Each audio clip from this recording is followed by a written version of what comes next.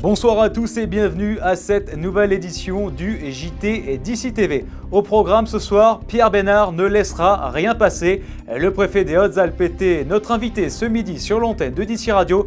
Il a rappelé son autorité en ce qui concerne les délits routiers.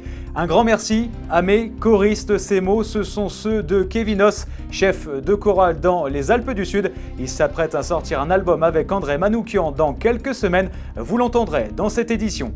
Et puis zoom en fin de journal sur les vendanges. L'équipe d'Ici TV s'est rendue sur place pour goûter le raisin et savoir si le cru sera bon cette année.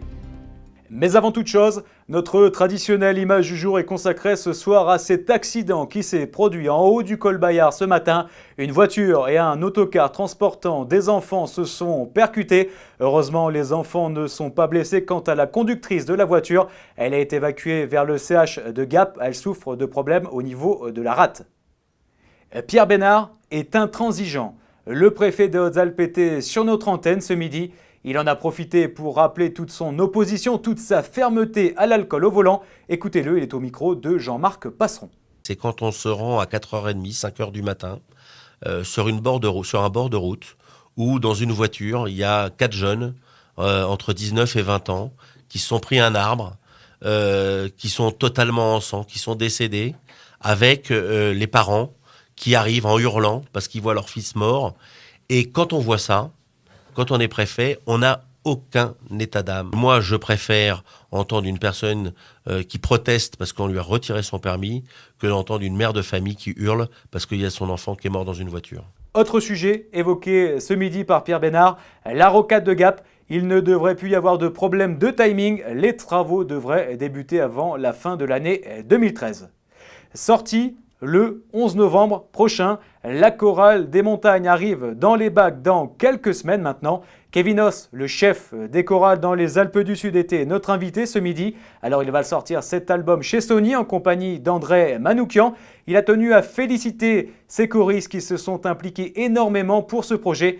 Quant à savoir si les chorales seront les stars de Noël, Kevinos ne sait pas encore, mais il l'espère fortement. Oh, très fier, très fier. Je reste vraiment en admiration de leur implication à ce très beau projet. Et encore, je leur dis tout le temps que je suis vraiment, j'étais très touché par l'effort qu'ils ont donné pour réaliser ce disque. Et grâce à l'effort qu'ils ont fait, le niveau de mes chorales a pu monter. Il y a vraiment, on sent vraiment une belle énergie autour du projet. Sony, ils sont complètement derrière le projet. Alan et Amélie, qui croyaient et qui sont battus pour que ce projet se fasse, sont en train de mettre toute leur énergie pour que c'est une réussite.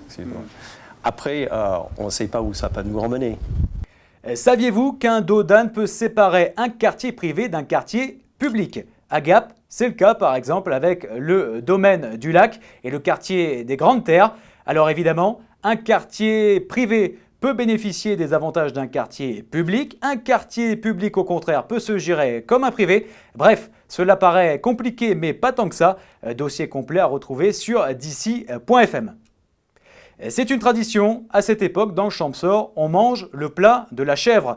Beaucoup de cuisiniers le préparent comme un pot-au-feu. Alors de nombreuses personnes viennent le déguster, notamment des départements voisins, pour profiter d'un bon repas. Adrien Citeau nous met l'eau à la bouche avec ces images. Tous les ans, à l'automne, les restaurateurs du Champsaur proposent le traditionnel plat de chèvre, un plat qui peut sembler étonnant pour certains, mais qui séduit toujours autant les amateurs de bonne cuisine. Henri s'est d'ailleurs laissé convaincre dans ce restaurant ancélois. C'est la patronne qui nous a proposé le plat et on s'est régalé. Je pensais qu'au début ça allait avoir un goût un peu plus fort, mais non, c'est très doux et c'est très bon, c'est particulier. Mais c'est fameux. Dans les cuisines, chaque saison, plusieurs centaines de plats de chèvre sont préparés. Il s'agit avant tout d'un menu qui combine légumes et pot-au-feu, comme nous en parle Laurent Tissot, seconde cuisine aux Otanes. Aux Otanes, le repas de la chèvre se compose d'abord d'une entrée, on propose une petite tourte à base d'une fricassée de champignons de la région, moris, cèpes. Après donc le pot-au-feu et ses légumes. Et on finit le fromage et un plateau de fromage et le dessert. Plus bas dans le Champsaur, à Pont-du-Fossé, l'ISOP propose également ce fameux plat. Il n'est pas rare d'y voir des habitués qui font leur escale chaque année, comme Emmanuel et sa bande de copains qui se retrouvent pour fêter son anniversaire. Autour d'un plat, chaque année, nous venons ici manger les tardons au Borel.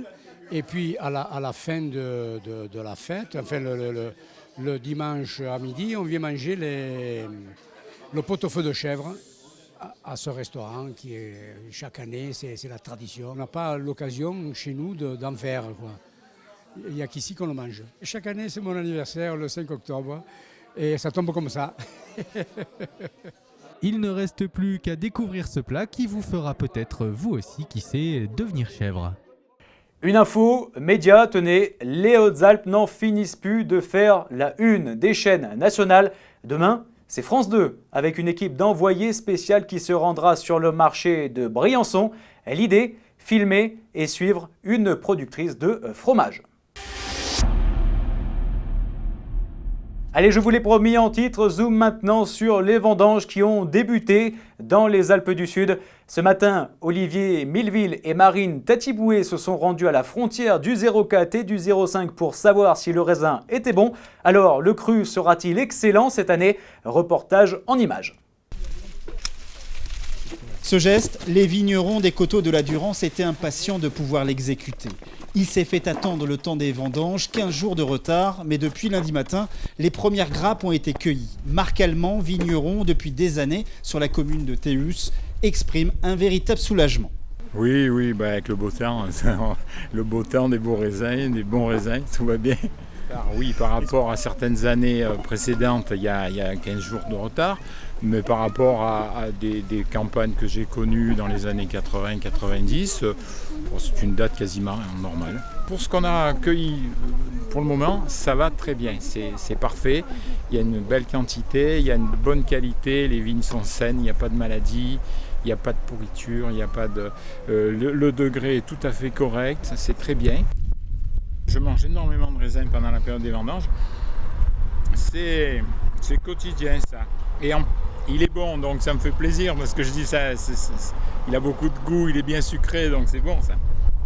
Et la qualité dans tout cela. Les premiers pressurages sont plutôt de bon augure. Olivier Ricard, vigneron du domaine de Trébaudon à Tallard, a fait sa première vendange ce lundi matin sur un de ses terroirs à Châteauvieux. Ces raisins blancs récoltés sont restés une journée et une nuit en macération pelliculaire en cuve à moins 2 degrés. Ce matin, ils ont été envoyés dans ce pressoir. Olivier nous livre ses impressions sur ces premiers arômes du futur muscadou. Là pour l'instant ça se présente très bien. Sur le chardonnay, c'est un peu moins aromatique que ce que sont les muscats petits grains, mais les muscats c'est que du fruit avec ses notes muscadées et un petit peu de réglisse, car on était un peu sur de la surmaturité. Mais aussi bien au niveau quantité que qualité, c'est super bien. Malgré ces 2 semaines de retard, il y a 10 jours de ça, j'étais un petit peu sceptique. Je me disais, qu'est-ce que ça va donner? Ça avait du mal à mûrir. Et puis, la joie, on a embrayé dans les vendanges depuis hier matin. Et ça se passe super bien. Là, pour l'instant, les résultats sont au-delà de nos espoirs. Vous l'aurez compris, les vendanges, même en retard cette année, risquent d'être bonnes et vont durer pendant 3 semaines. Évidemment, pour savoir si le cru sera bon cette année, il faudra impérativement boire un peu de vin avec modération, vous vous en doutez. L'actualité d'ici continue sur d'ici.fm. D'ailleurs, un grand merci. Nous avons dépassé le 1 million de visiteurs sur notre site internet. Alors, encore une fois, 1000 merci de la part de l'équipe d'Ici Radio, d'Ici TV. Excellente soirée en notre compagnie.